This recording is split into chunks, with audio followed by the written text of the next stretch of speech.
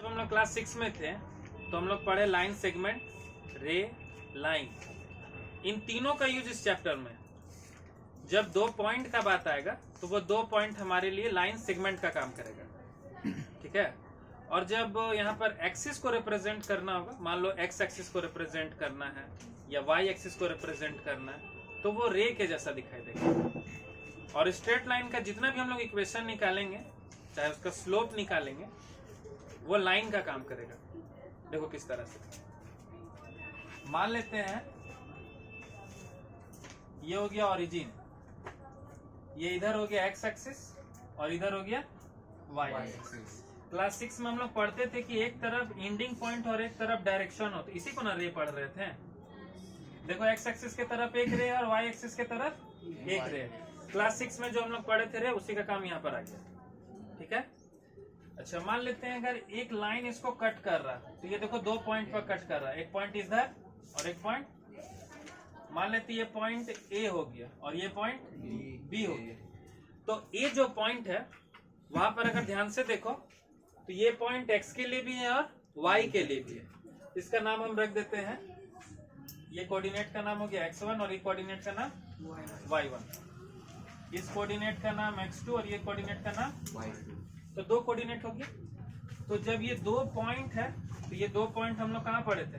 Line segment में, ठीक है। तो लाइन सेगमेंट बेसिकली एक लाइन का पोर्शन, इसको हम लोग ऐसा एरो से दिखा सकते हैं। तो एक लाइन हम लोग रिप्रेजेंट करते हैं दोनों तरफ एरो से, जिसको हम लेफ्ट के तरफ भी एक्सटेंड कर सकते हैं और राइट के तरफ भी एक्सटेंड कर सकते हैं। ये तो चलो बेसिक चीज हो गया। अब हम लोग आते हैं टॉपिक पर। स्ट्रेट लाइन में सबसे पहला टॉपिक है जिसको हम लोग स्लोप के नाम से जानते हैं। बेसिकली स्लोप क्या होता है?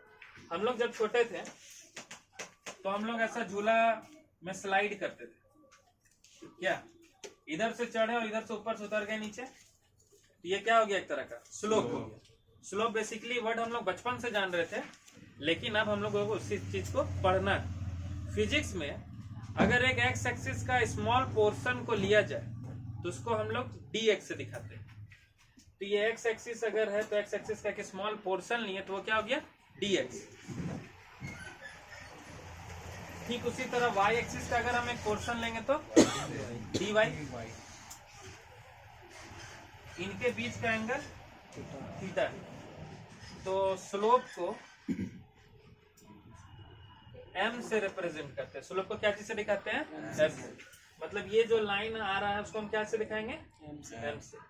तो स्लोप बेसिकली y और x का कंपोनेंट का रेशियो के बराबर होता है। तो देखता है कि यहाँ पर dy दिया और इधर क्या दिया हुआ? dx। तो m इक्वल क्या हो जाएगा? dy upon dx।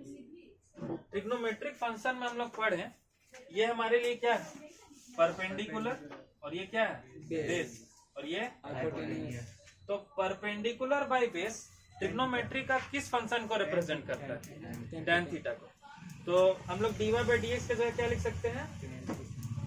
तो अब एक चीज याद रखना है कि स्लोप को हम लोग m से रिप्रेजेंट करेंगे, जो dy अपॉन dx के बराबर होगा, और ये ट्रिग्नोमेट्रिक फंक्शन के tan थीटा के इक्वल हो जाएगा, ठीक है।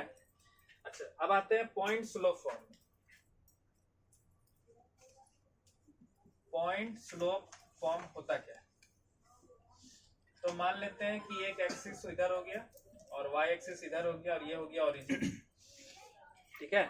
और यहाँ पर 2 पॉइंट आपस में एक दूसरे को इंटरसेक्ट कर रहे हैं। मान लो एक स्ट्रेट लाइन आया और इसको कट किया।